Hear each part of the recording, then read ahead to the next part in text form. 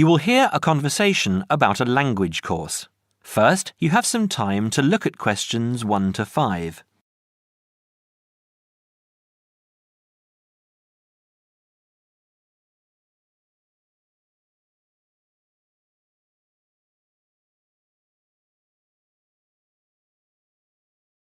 You will see that there is an example that has been done for you. On this occasion only, the conversation relating to this will be played first. Good morning, Borgheimer Language Courses. How may I help you? Oh yes, I contacted you some time ago about following a German course in Germany, and you advised me to take your placement test before we go any further.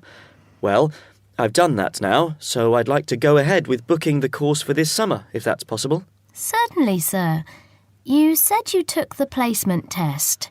What was the result? I was placed at the O3 level. O3. Right. That's lower intermediate. Fine, Mr. The answer is Level 3 or Lower Intermediate, so the course level has been filled in for you. Now we shall begin.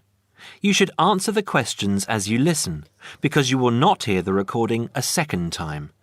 Listen carefully and answer questions 1 to 5. Peterson. John Peterson.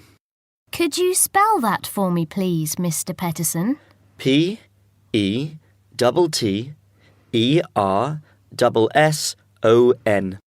That's a double T and a double S. Am I right? That's right. Now, could I ask you where the course takes place?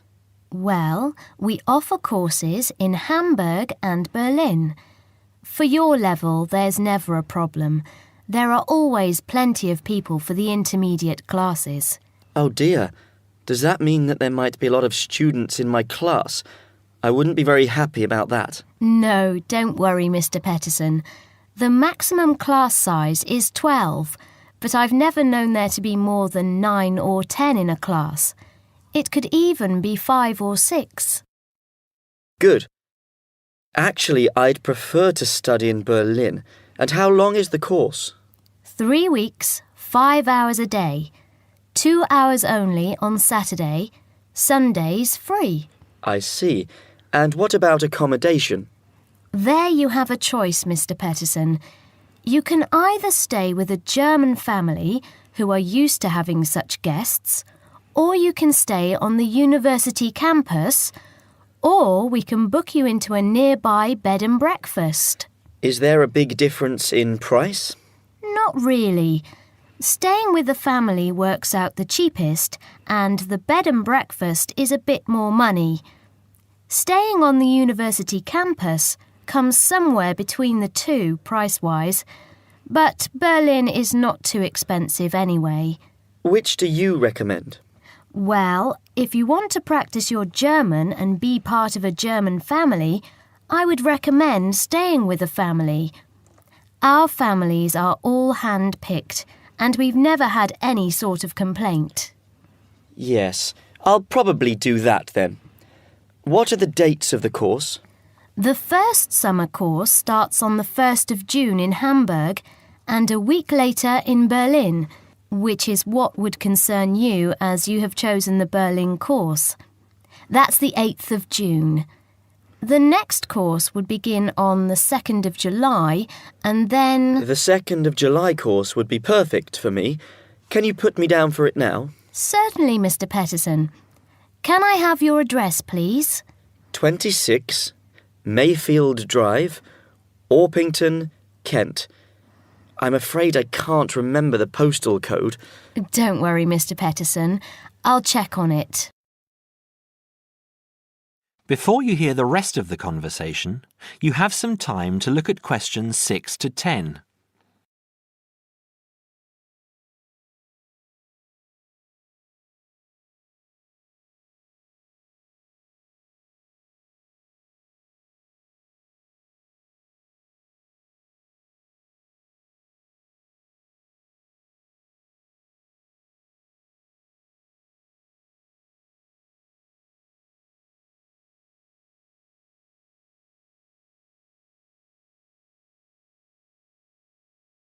Now listen and answer questions 6 to 10. There are a couple of other things I'd like to ask. Certainly. What do I need to bring on the course? Well, apart from the obvious, you'll need our textbooks. I'll email you the name and publisher. You should be able to find it in your local bookstore. If you do have problems, call me or email me and I'll see what I can do. We provide the computers, computer disks, translation exercises and all that sort of thing, but you will need a good dictionary. We recommend Langenscheidt, which is more than adequate for your level. You don't have to go and spend a lot of money on an expensive dictionary. Not yet, anyway. Maybe you will when your German reaches a very high standard. That would be very nice. Now, finally, what about the cost of the course? And how do I pay?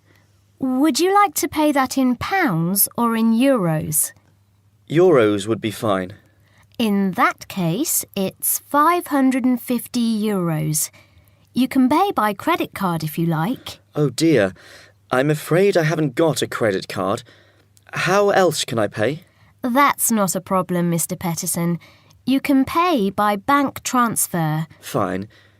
By the way, I forgot to mention I am a full-time student. Have you got a student card? Oh yes. Then that does make a difference, you'll be pleased to hear. You are entitled to 35% off the full price. And if you can persuade a few people to join you, it would work out even cheaper. How do you mean exactly? Well, for every 5 people you find, 1 goes free. In other words, if there are 6 of you, you get 1 free course. Of course, in reality, you would divide up the savings amongst you, presumably. Right. Well, I'll see what I can do. Thank you. Not at all, Mr. Peterson, and I'm sure you'll enjoy the course. There are, of course, sightseeing possibilities. Would you like me to send you our brochure describing them? Yes, thank you. I'd appreciate that. Anyway, thanks for your help. If I want to call back, who do I ask for? Susanna. I'm here most of the time.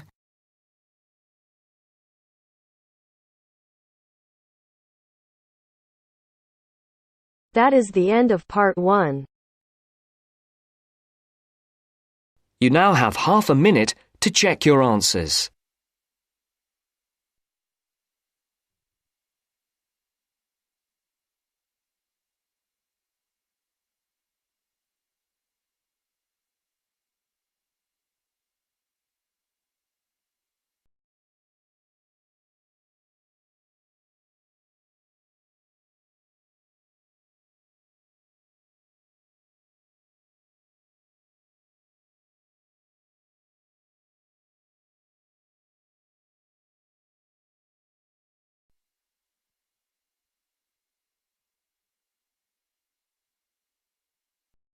Part 2. You are going to hear an interviewer who is interviewing Alan. He made a great discovery of Mungo National Park. First look at questions 11 to 15.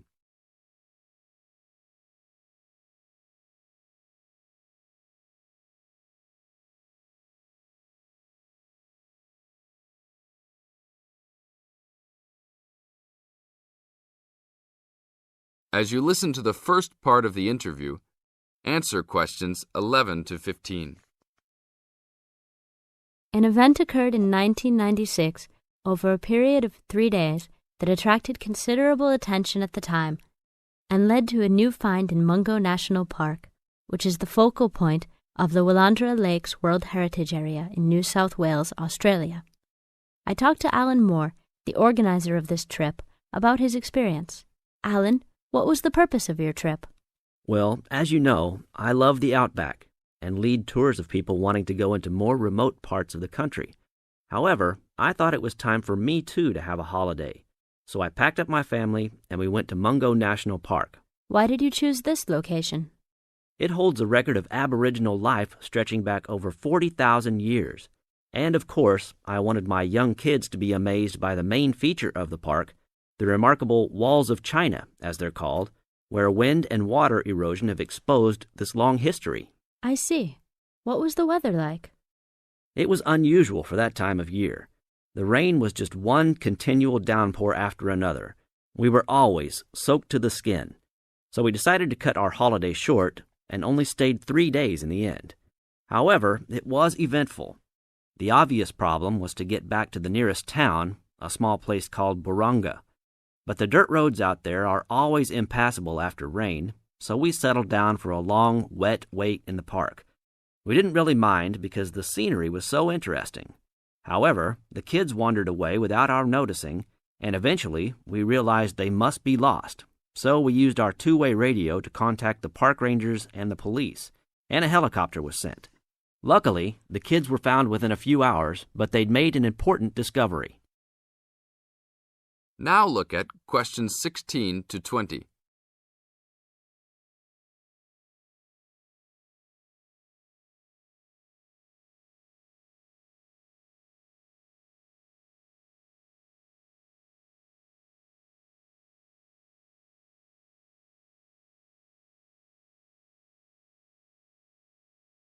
As the talk continues, answer questions 16 to 20.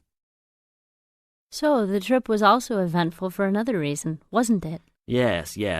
They led us to some ancient Aboriginal art. The kids had taken shelter in a very small, low cave that was difficult to see from the outside. We were lucky to have another family camping in our location. When they heard us calling the kids, they immediately helped us search for them, and as the hours went by, they also provided us with much-needed support and encouragement. We really appreciated their help, and as we were already soaked through after looking for the kids for a couple of hours, they even made sure we had enough dry clothes to wear. The park ranger managed to get through to us to lead the search, and when the helicopter pilot notified us by two-way radio that he'd seen the children but was unable to land nearby, we were able to eventually find them very excited about what was in their little cave. And what did you think of their cave? Well, after squeezing in, I must say I was impressed, and managed to take a few photos of it before we left. There were many faint markings and dots on the wall. It was difficult to tell what they represented because they were so small, but people from the museum who have since visited there said the markings were similar to some other findings in the area, and later confirmed they were very old.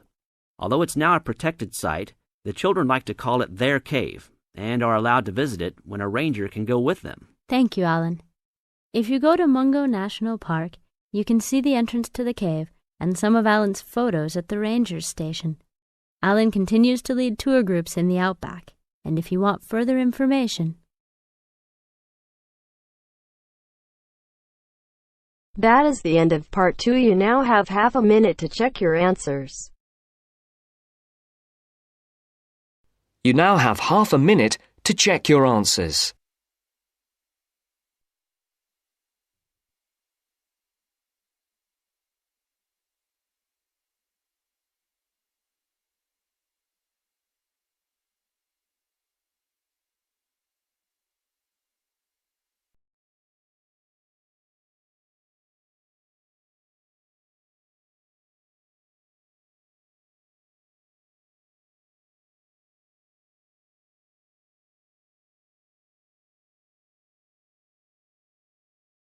Now turns to part 3. Part 3. You will hear two friends discussing what to study at Mitchford University. First, you have some time to look at questions 21 to 27.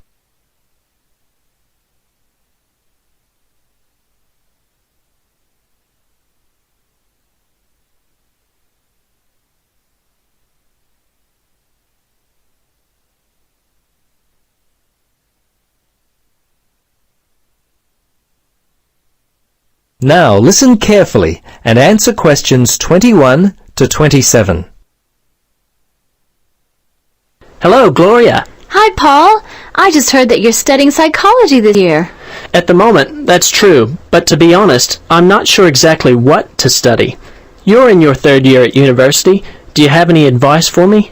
Well, it's a difficult question for me to answer, but I do have some ideas, based upon my personal experience, that may be of help. Anything would be helpful at this point. I'm feeling a little worried about what I should do. Well, there are a few things that I would recommend. Firstly, ask yourself, what do you really enjoy studying? For example, maths, English, science? This will help you decide what course you should do. The university handbook lists all the courses available. You should take some time to look at it. A couple of my friends spoke with recent graduates of courses which took up a lot of time. Another thing which took a lot of time was an interview at the Dean of Academic Affairs office. They're always so busy there. Unless you've got a lot of time, I wouldn't bother with either of those ideas. Okay. Gloria, I understand there are some excellent publications that I can look at which will help answer my questions. But the trouble is, I'm having a real hard time locating them. Do you know where I might be able to go? Yes, I encountered this very same problem when I was deciding on what to study. I managed to locate a few excellent books that really helped me to decide what was best for me. Now, some of the details will be a little inaccurate. That's no problem. If you could just remember the titles, I'll be able to look them up at the university library. Now, let me just get my pen.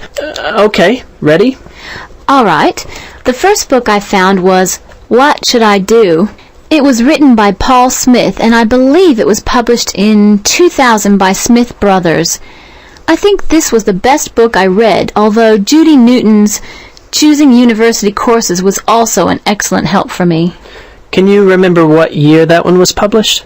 Let me see. Most of the books I read were published around the same year, 2000, I think. I can't remember who published it. I think it was Printers Limited. You'll have to check that one out yourself. No problem. This is just what I've been looking for. Anything else you could recommend?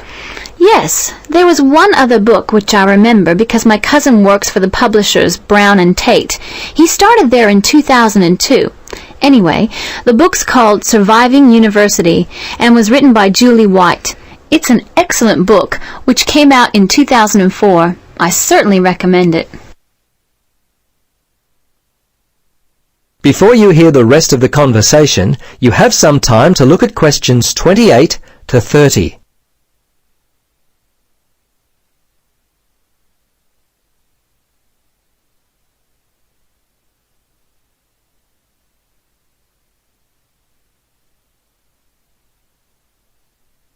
Now listen and answer questions 28 to 30. Gloria, this discussion has been so helpful. I wonder if I might ask one more question. Sure. What would you like to know? Well, I'm wondering why you finally decided to study psychology. Well, what helped me to decide was my interest in working with people. I think that's what you've got to really decide in your own mind. Do people give you energy or do they drain you of energy? I asked my friends what they thought of my idea, and most of them thought it was a good choice. Yeah, you know, I think my parents or family members who know me well would be a good place to start. I think if you like to research subjects, you might prefer to work by yourself. That could help you to decide what area you should study. For me, I like working with numbers, and I knew psychology involved a lot of this, so that also helped me to choose my course of study. The bottom line is you've really got to know what you naturally like to do. Once you work that out, you simply choose areas of study that relate to those things. Well, Gloria, I can't thank you enough for your time. Would you be interested in joining me for a coffee?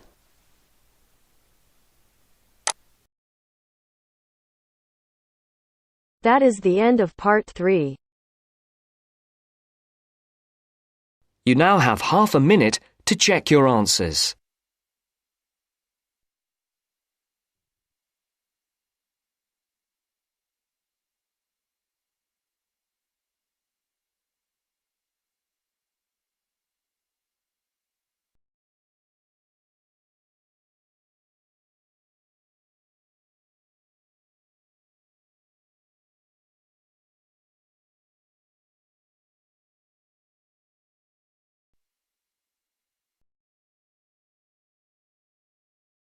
You are going to hear the first part of a lecture on American culture and American customs. First, you have some time to look at questions 31 to 40.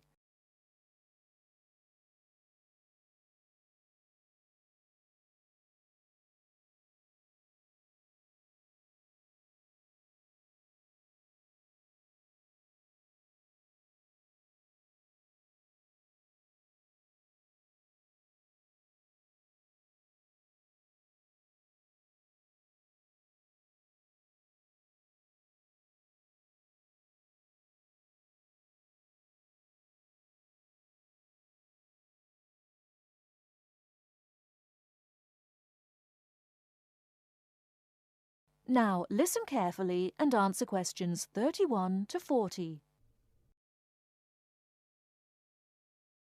Well, last week we talked about American education, and today I'm going to discuss American values, characteristics, personal habits and courtesies. Keep in mind as you are listening to this lecture that your goal is to understand, not to emulate or judge. Just briefly, I'd like to mention that there is a remarkable ethnic diversity in the United States. The population of the USA is about 260 million. 73% of the American population is white, 12% is African American, 8% Hispanic, 3% Asian or Pacific Islanders, and less than 1% American Indian or Eskimo. Many Americans resent generalizations being made about them because Americans see themselves as very unique and individualistic. On the other hand, Americans tend to lump foreigners together into one lot and condescendingly view foreigners as people who are not as intelligent or sensible as Americans. Despite Americans' dislike of generalizations and their ethnocentric point of view, it becomes evident that they are indeed American. Americans value individualism, independence, informality, directness, punctuality, achievement, and competition. Individualism is probably the most highly esteemed value in the American culture and an important key to understanding American behavior. In the historical development of the country, individuality was crucial for survival. If you asked Americans to characterize the ideal person, they would probably use adjectives such as autonomous, independent, and self-reliant. Persons tend to be viewed as individuals rather than as representatives of a family or a group. Here are some examples of how this value affects behaviors. 1. If a group of friends go to a restaurant, everyone wants to pay their own way. In other words, they want to have separate checks and not be someone's guest. 2. In friendships, which seem to initially develop more quickly in the US than in other cultures, the Americans may feel uncomfortable if you give them more help than they need. This is a tendency to draw back and see dependency as weakness. In some ways, the stress on the individual rather than the family or group has led to a more informal society. Sometimes this lack of formality is viewed by members of other cultures as a sign of lack of respect. But that is not the intention in the American value system. This informality is even more predominant on the university campus than in other segments of society. Some ways in which you might see this value expressed in behaviors are: 1. You will generally be on a first-name basis with other students, in spite of any age differences. 2. Dress is very informal on campus. 3. Language is informal and sometimes confusing. Phrases like "see you later" and "drop by any time" are not meant literally. They are informal ways of saying goodbye. Americans are direct. Honesty and frankness are more important to Americans than saving face. They may bring up impolite conversation topics which you may find embarrassing, too controversial or even offensive. Americans are quick to get to the point and do not spend much time on formal social amenities. This directness encourages Americans to talk over disagreements and to try to patch up misunderstandings themselves, rather than ask a third party to mediate disputes. It is particularly interesting to see what behaviours have culturally become associated with straightforwardness. 1. A firm handshake somehow has come to be interpreted as a sign of sincerity. 2. Looking at a person when you speak to him or her gives an indication of honesty. 3. In a question of honesty versus politeness, honesty wins. It is considered better to refuse graciously than to accept an invitation and not go. 4. You will be taken at your word. If you refuse food the first time it is offered, to be polite, it may not be offered again. An American will not know that your initial refusal is politeness. Great value is attached to time in the US. Punctuality is considered an important attribute. As with all values, there are different rules of acceptability in different cultures. In the US, you should be present for school or business appointments at the exact time agreed upon. In social appointments, you can arrive 10 to 15 minutes after the agreed upon time without giving offence. If you are invited somewhere for dinner and are more than 15 minutes late, you will need to offer an apology and an explanation. A phone call explaining you have been detained and will be late will save face for you and patience for the other person. Americans also value achievement and competition. The American style of friendly joking or banter, of getting the last word in, and the quick and witty reply are subtle forms of competition. Although such behaviour is natural to Americans, you may find it overbearing or disagreeable. Americans are obsessed with records of achievement in sports, and sports awards are often displayed in their homes.